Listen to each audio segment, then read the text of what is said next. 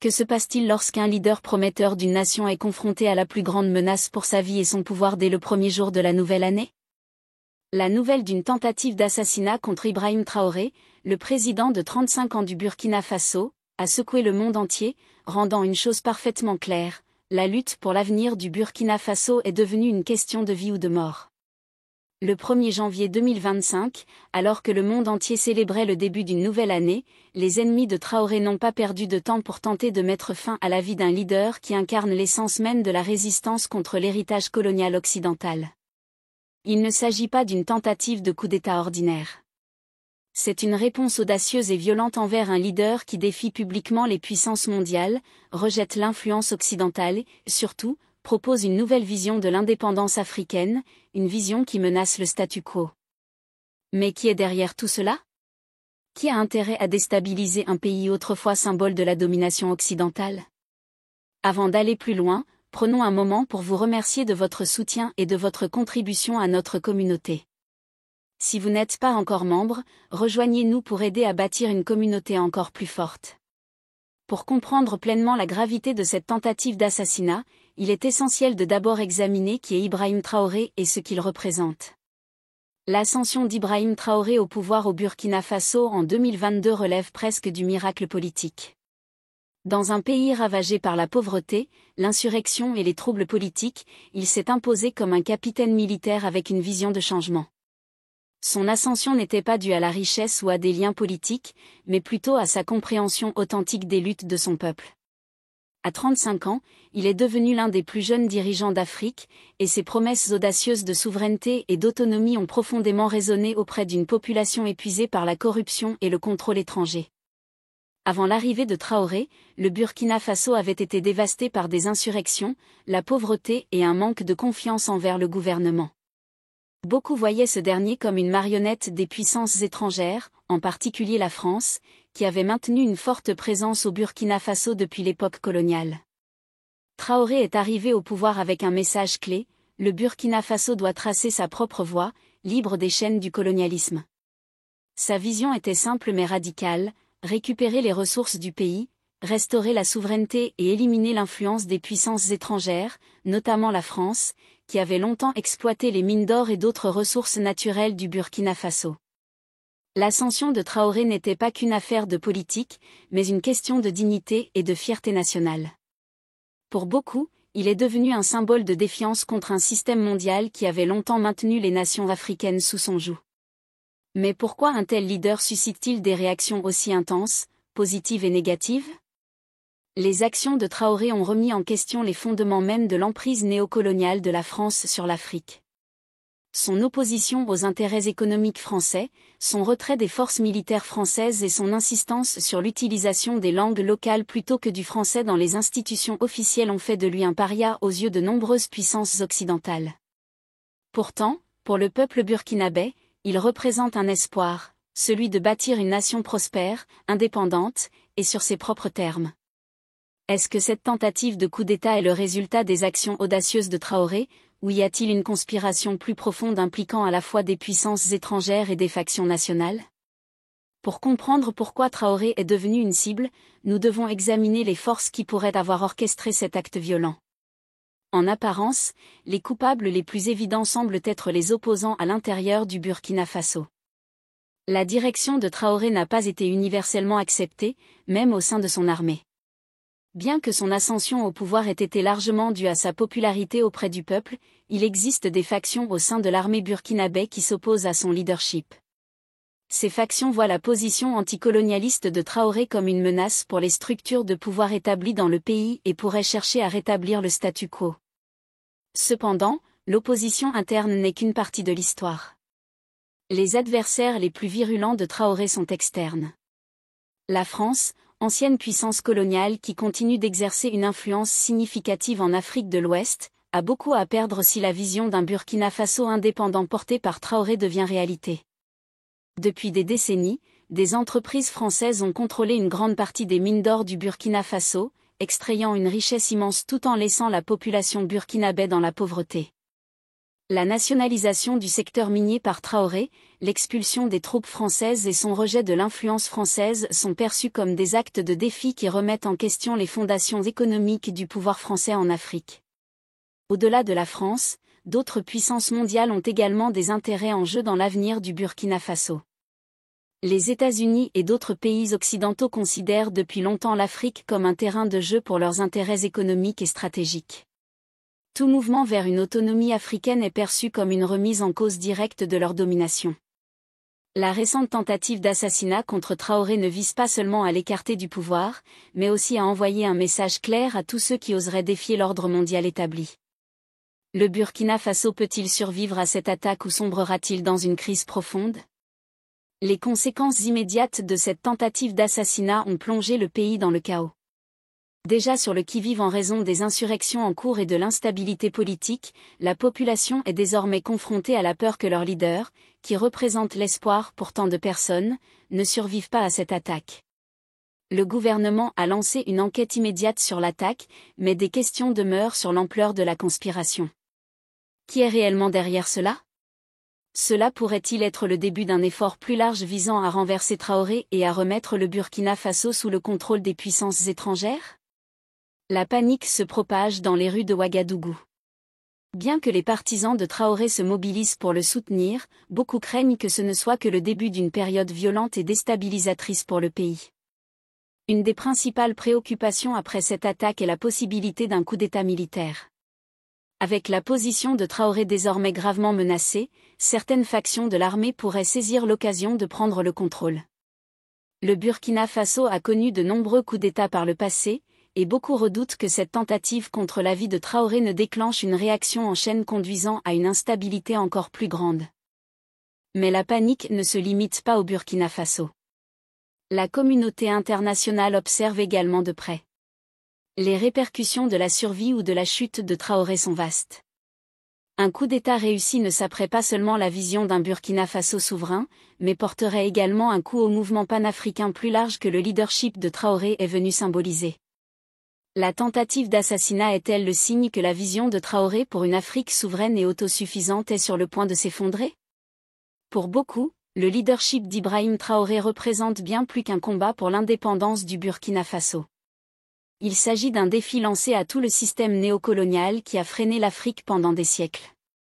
Son ascension au pouvoir a suscité une vague de solidarité parmi d'autres nations africaines, dont beaucoup regardent désormais le Burkina Faso comme un modèle d'autonomie et de résistance face à l'influence occidentale.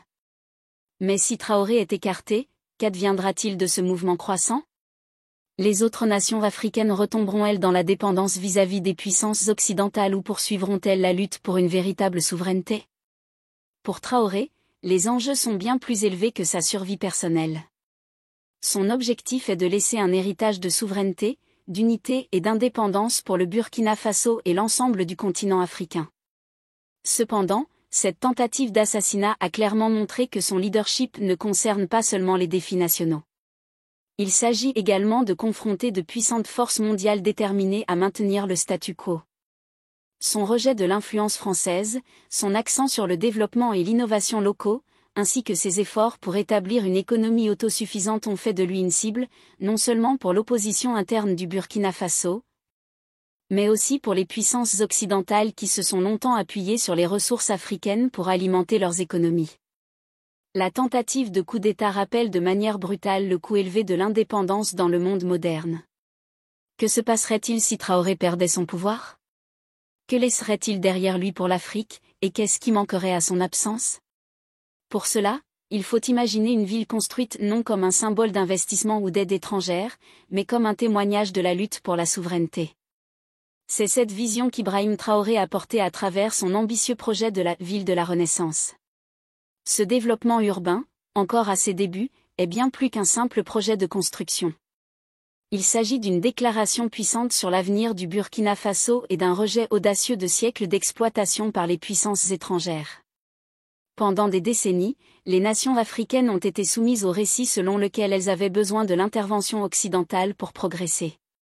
Les puissances coloniales ont longtemps contrôlé les marchés et les industries africains, convainquant beaucoup que l'avenir de l'Afrique dépendait des investissements et de l'expertise étrangers. Cependant, La ville de la Renaissance de Traoré est un défi direct à cette idée. Ce n'est pas seulement un lieu d'infrastructure, mais un symbole vivant et vibrant de l'ambition du Burkina Faso de prospérer de manière indépendante, selon ses propres termes. La ville est construite avec des ressources locales, en mettant l'accent sur l'innovation et la durabilité.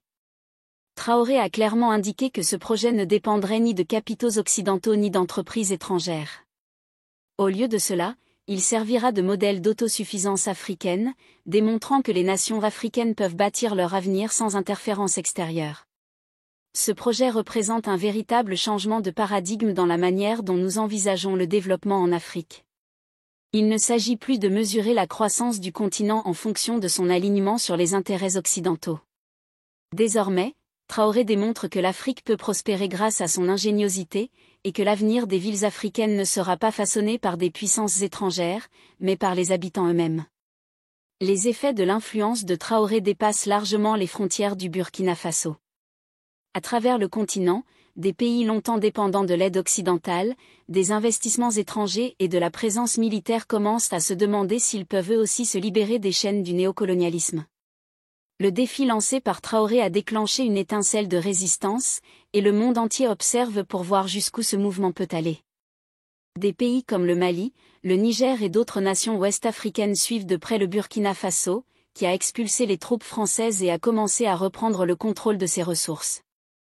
Dans une région où l'influence française a été omniprésente pendant des décennies, le leadership de Traoré envoie un message fort: l'Afrique n'a plus besoin de quémander sa place à la table des négociations. Elle doit exiger le respect et l'indépendance qui lui sont dus depuis bien trop longtemps. Cependant, ce mouvement n'est pas sans danger. La France, ainsi que d'autres puissances occidentales, a déjà commencé à riposter par divers moyens: pression économique, isolement diplomatique et opérations clandestines visant à déstabiliser les progrès du Burkina Faso. La tentative d'assassinat contre Traoré n'est qu'un exemple des extrêmes auxquels ces puissances sont prêtes à aller pour préserver leur influence en Afrique. Pourtant, malgré ces menaces, la position de Traoré reste ferme. Il comprend que sa survie ne concerne pas seulement sa personne, mais également l'avenir du Burkina Faso et le mouvement plus large pour l'indépendance africaine. Chaque menace, chaque tentative d'assassinat, ne fait que renforcer sa détermination à poursuivre sa vision. Alors que le Burkina Faso continue de se battre pour sa place dans le monde, le leadership de Traoré rappelle puissamment que l'Afrique est capable de prendre son destin en main. Il ne s'agit pas seulement d'une lutte pour la souveraineté du Burkina Faso, mais d'un combat pour l'indépendance de tout le continent africain. Alors que Traoré mène cette charge, d'autres nations commencent à voir que leur chemin vers l'indépendance est à leur portée. Un des aspects clés du leadership d'Ibrahim Traoré est son engagement envers le panafricanisme. Ce mouvement, qui vise l'unité et la solidarité entre les nations africaines, a longtemps été un rêve pour beaucoup à travers le continent. Pour Traoré, le panafricanisme n'est pas seulement une idéologie politique, c'est le fondement de sa vision pour l'avenir de l'Afrique. Dans le passé, l'Afrique a été divisée par des frontières tracées par les puissances coloniales, chaque nation luttant pour son indépendance. Mais Traoré pousse pour une Afrique unie, libérée des influences des puissances occidentales et capable de se tenir debout seule. Il croit que la seule façon pour l'Afrique de prospérer véritablement est que les nations africaines travaillent ensemble, partageant leurs ressources, leurs connaissances et leur pouvoir pour créer un continent unifié capable de défier l'ordre mondial. Cette vision d'une Afrique unie gagne du terrain à travers le continent. Des pays comme le Mali, la Guinée et le Niger, qui ont également connu des coups d'État ou des prises de pouvoir militaires, commencent à regarder le Burkina Faso comme un exemple de ce qui pourrait être possible si les nations africaines s'unissent dans leur quête de souveraineté. Le leadership de Traoré est devenu un point de ralliement pour ceux qui croient que l'avenir de l'Afrique repose entre ses propres mains, et non entre celles des anciennes puissances coloniales. La question demeure: Ibrahim Traoré pourra-t-il survivre aux menaces qui pèsent contre lui, ou deviendra-t-il un autre martyr dans la lutte pour l'indépendance africaine? Son engagement inébranlable envers sa vision a fait de lui une cible, et les nombreuses tentatives d'assassinat dont il a été victime rappellent les dangers qu'il affronte. Ces tentatives ne sont pas aléatoires. Ce sont des efforts délibérés et coordonnés pour l'écarter du pouvoir et stopper l'élan de résistance du Burkina Faso. Le fait que Traoré ait survécu à 18 tentatives d'assassinat en dit long sur les mesures extrêmes que ses ennemis sont prêts à prendre pour l'arrêter, mais cela démontre également sa résilience et sa détermination à concrétiser sa vision. Chaque tentative échouée sur la vie de Traoré ne fait que renforcer sa résolution. Il ne se bat pas seulement pour lui-même, mais pour le Burkina Faso, pour l'Afrique, et pour l'avenir d'un continent qui a longtemps été exploité par les puissances occidentales. Dans un monde où les dirigeants cèdent souvent à des pressions extérieures, le refus de Traoré de reculer en a fait un symbole d'espoir pour des millions d'Africains lassés d'être subordonnés. Mais les risques sont énormes. Les menaces croissantes contre lui, qu'elles viennent de puissances étrangères ou de factions nationales, rappellent le prix élevé de la défiance.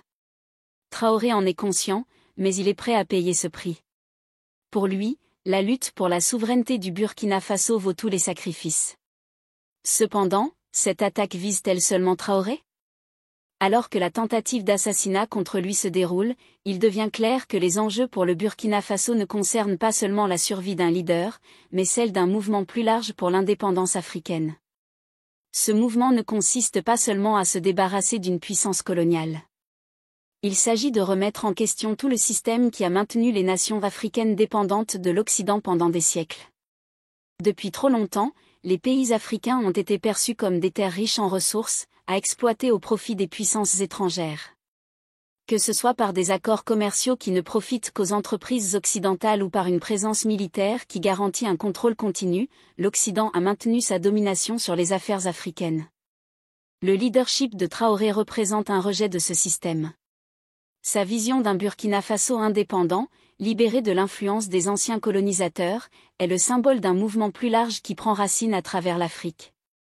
Des pays comme le Mali, le Niger et la Guinée suivent déjà les traces du Burkina Faso, en expulsant les troupes françaises et en réévaluant leurs relations avec les puissances occidentales. La question n'est plus de savoir si les pays africains peuvent atteindre l'indépendance, mais jusqu'où ce mouvement peut s'étendre et combien de résistance il devra affronter de la part de ceux qui bénéficient de la subjugation de l'Afrique. C'est ici que la tentative d'assassinat contre Traoré prend une signification encore plus grande. Il ne s'agit pas seulement de la vie d'un homme, mais d'une réponse directe au mouvement panafricain croissant qui remet en question l'ordre mondial. Si Traoré est écarté du pouvoir, cela enverra un signal que les forces du néocolonialisme sont prêtes à aller à l'extrême pour préserver leur domination. Mais s'il survit, cela transmettra un message puissant au reste de l'Afrique: la lutte pour une véritable indépendance est réelle et les nations africaines peuvent tracer leur propre voie, libérées de toute influence extérieure. Malgré les dangers, une chose est claire, le leadership d'Ibrahim Traoré représente bien plus qu'une lutte pour la survie du Burkina Faso. Il s'agit d'un combat pour l'avenir de l'Afrique.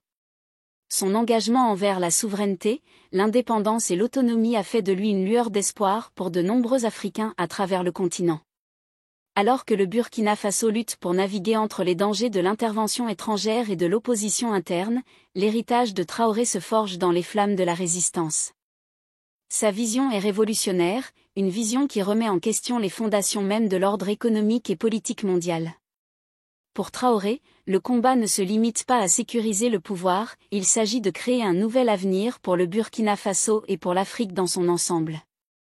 La ville de la Renaissance, le rejet de l'influence française et l'accent mis sur le développement local et l'innovation pointent tous vers un futur où l'Afrique ne sera plus dépendante des puissances occidentales. Cependant, la route à venir est semée d'embûches. Les menaces croissantes contre sa vie, qu'elles soient internes ou externes, témoignent de la résistance qu'il affronte. Mais s'il y a une chose qui est devenue évidente, c'est qu'Ibrahim Traoré ne lutte pas seulement pour sa survie, il combat pour l'avenir de l'Afrique. La question de savoir s'il survivra à cette dernière tentative contre sa vie déterminera non seulement l'avenir du Burkina Faso, mais aussi celui du continent africain. Pensez-vous que le Burkina Faso doit se venger? Et si le gouvernement connaît déjà ceux qui sont derrière tout cela? Partagez vos réflexions dans la section des commentaires. Qui pensez-vous être responsable? Souhaitez-vous regarder davantage de vidéos comme celle-ci? Si oui, abonnez-vous à notre chaîne et activez la cloche pour ne manquer aucune publication. Nous avons décidé de produire des vidéos sur des sujets rarement abordés, la culture noire, la civilisation, l'histoire et les preuves de la grandeur de la communauté noire à travers les âges. Merci d'avoir regardé, et jusqu'à la prochaine vidéo, restez connectés.